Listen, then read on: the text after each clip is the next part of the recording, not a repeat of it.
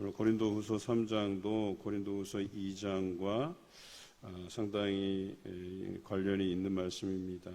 2장에서는 바울을 욕하고 또 바울의 사도성을 의심한 사람들을 용서하고 또 너희가 그리스도의 향기로서 하나님의 영광을 드러내고 또 생명에 이르는 그런 삶을 살 것에 대해서 권면했다라고 하는 것이죠. 3장에서도 마찬가지로 바울의 사도성을 변호하고 있어요. 많은 사람들이 바울에게 요구했던 것이 너 추천서 있느냐 이거예요.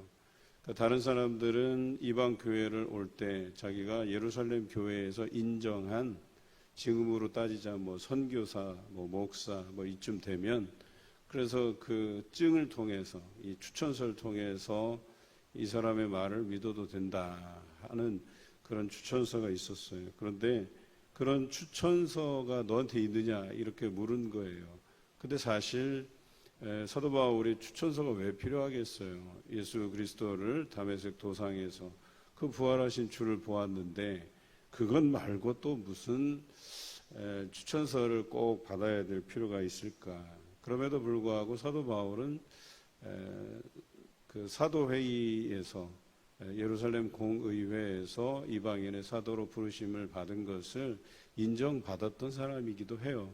바나바와 함께 예루살렘 교회에 가서 안디옥 교회를 비롯해서 이방 지역에서 복음을 전했더니 이방인들이 구약 성경을 알지 못하면서도 구원을 받을 예수 그리스도를 믿고 구원을 받는 자리에 오게 된 것을 그들이 과감히 이야기함으로 인해서 이방인들은 율법과 할례가 아니고서도 믿음으로 구원을 얻을 수 있다는 인정을 받게 되잖아요. 그것 자체가 사도들도 인정한 것인데, 그리고 그 사실을 누구도 모르지 않는데, 그럼에도 불구하고 이 종이 쪼가리, 이 추천서 하나 때문에 사도성을 의심받고 있는 그런 상황이었습니다. 여러분, 예수님께서는 이 땅에서 사역하실 때에 많은 사람들로부터 네가 하나님의 아들인 것을 증명해봐라, 이 질문을 참 많이 들었어요. 그때마다 예수님께서 자신을 드러내는 두 가지 말씀이 있었는데, 그 하나는 나를 보내신 아버지가 그 증거다 이렇게 말씀하셨고, 또 한 가지는 내가 행하는 일들이 바로 그것을 증명한다 이렇게 표현하셨어요.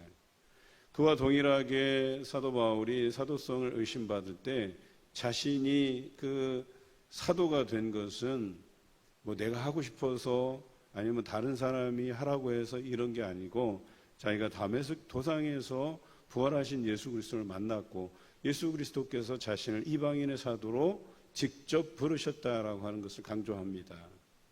이게 첫 번째 이유예요. 예수님이 자신을 보내신 그 하나님이 나를 증명하듯이 자기를 선택해서 보내신 예수님께서 자신을 증명한다 이렇게 강조합니다. 두 번째는 바로 너희라고 이야기하는 거예요. 그 너희가 바로 그리스도의 편지라고 이야기하는 겁니다. 여러분, 편지에는 여러 가지 추천서와는 다른 측면에서 이 편지에 녹아져 있는 그 사람의 인생의 철학이 있고 또 그 안에 삶이 있어요. 그런데 추천서는 그냥 이 사람을 뭐 예루살렘에서 인정한 뭐 선교사로, 목사로, 선지자로 인정합니다. 이 한 줄뿐이에요. 그냥 사실은 거기에는 어떤 인생이 담겨져 있거나 그러지 않습니다.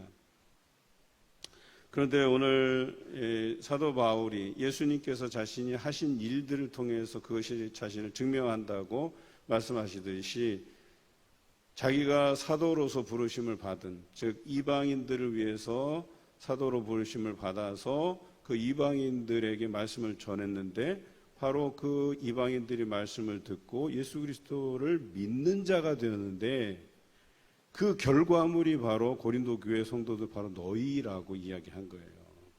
그리고 너희가 곧 그리스도의 영광을 드러내는, 그리스도의 삶이 묻어나서 그것이 다른 사람들에게 보여지는 그리스도의 편지라고 이야기하고 있는 겁니다.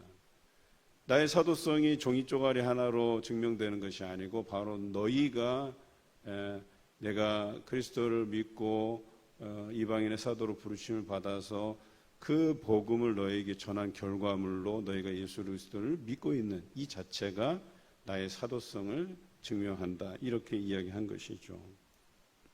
여러분, 추천서는 먹으로 쓴 거예요. 먹으로 쓴 것은 언젠가 지워지게 돼 있어요. 또 돌판에 쓴 것이라고 표현되어 있죠. 오늘 성경에 돌판은 깨지게 돼 있어요. 낡게 돼 있어요. 그런데 그리스도의 편지는 영으로 쓴 것이에요. 마음판에 새긴 거예요. 없어질 수 없는 거예요.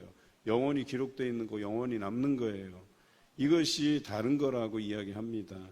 심지어 그것을 어떻게 표현하냐면 모세가 십계명 돌판을 받고 돌아왔을 때 그 얼굴이 너무 환해져서 사람들이 그 얼굴을 쳐다보지 못해 이 얼굴을 수건으로 가렸다 이랬어요.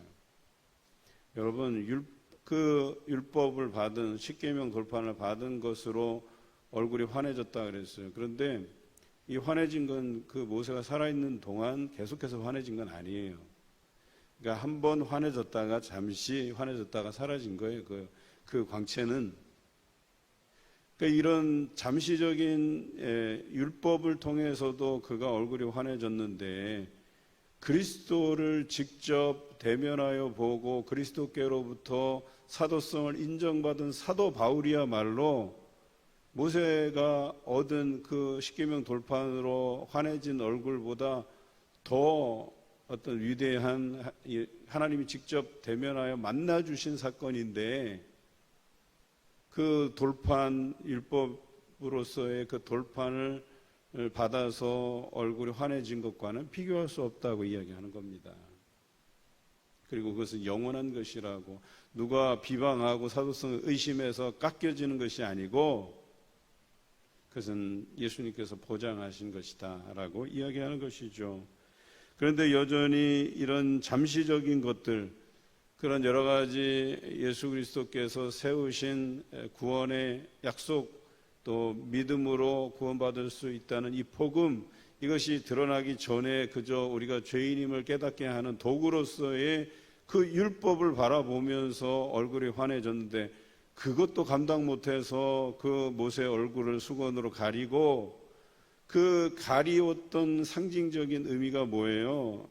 그 율법의 죄의 종로를 타는, 율법의 종로를 타는 그 삶에서 여전히 그들이 벗어나지 못할 때에 예수 그리스도를 통해서 성전 출입이 자유롭지 않았던 그 상황을 예수 그리스도의 죽음을 통해서 성전의 휘장을 갈라놓으시고 그 안에 오늘과 같이 자유롭게 출입하게 하신 그것처럼 이제는 그 수건으로 가려진 그 부분을 다 이제 열어서 그들 안에서 자유함을 얻게 하시려는 놀라운 예수 그리스도의 뜻이 담겨져 있음을 이야기하고 있어요. 그래서 그 수건이 벗겨지는 날 정말 잠시적인 그 얼굴의 영광, 환한 광채, 이것의 실체를 이제는 벗기고 벗기면 당연히 어때요?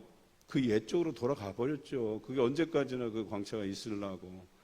그래 거기서 그것을 확인하고 그들이 영적인 자유함을 얻듯이 오늘 이 시간 예수 그리스도를 직접 대면하여 보고 그 증거로서 살아가는 사도 바울뿐만 아니라 사도 바울에게서 복음을 들은 모든 성도들, 고린도 교회의 성도들을 비롯해서 많은 모든 성도들이 다 뭐예요?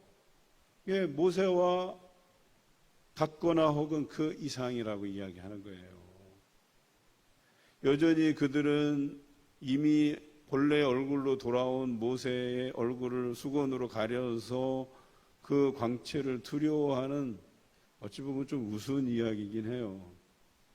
그런데 이제는 그 수건을 벗겨서 예전으로 돌아간 모세의 얼굴을 다시 한번 봄으로 현실에 있어서 우리가 냉철하게 영원한 것과 영원하지 못한 것에 대한 구분, 그리고 이것을 통해서 영적인 자유함을 너희가 얻을 필요가 있다라고 이야기하는 거예요.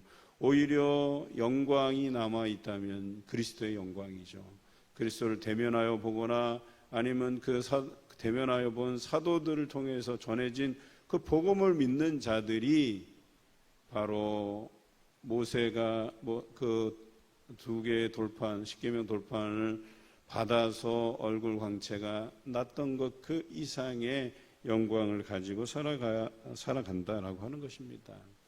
그렇게 살아가는 너희가 그리스도의 편지고, 즉 그리스도의 영광을 드러내는 사람들이고, 또 너희가 나의 사도성을 증명하는 사람들이라고 오늘 성경에 강조하고 있는 것이죠. 여러분, 우리들은 그리스도의 편지라고 하는 것을 잊지 마시기 바라요. 여러분이 예수 그리스도의 영광을 드러내는 자입니다. 내가 하나님의 영광, 그리스도의 영광을 가리는 자가 아니고 그것을 드러내는 자로서 살아가야 된다는 거예요. 율법의 종된 자로서 살아가는 게 아니라 믿음으로 참 자유함을 얻는 자 되었고, 그 자유함 안에서 살아가는 자 되었다라고 하는 것입니다. 오늘날 율법이 무엇입니까? 율법은 구원의 길로 인도하는 것이 아니라 그저 우리가 죄인임을 깨닫게 하는 도구에 불과하다는 것이죠. 여기에 더 이상 우리가 목매어 살 필요가 없다는 거예요. 영원하신 예수 그리스도, 그분께서 주신 말씀, 그 안에서 우리가 영원히 살아가야 될 것이고, 그분의 영광을 드러내는 그리스도의 편지로 살아가는 삶이 참 자유함이고, 잠시적인 것이 아니라 영원한 것을 추구하는 길이다라고 사도 바울은 오늘 고린도 후서 3장에서 이야기합니다. 그래서 그렇게 살아가는 사람을 그리스도의 새 언약의 일꾼이라고 표현한 거예요.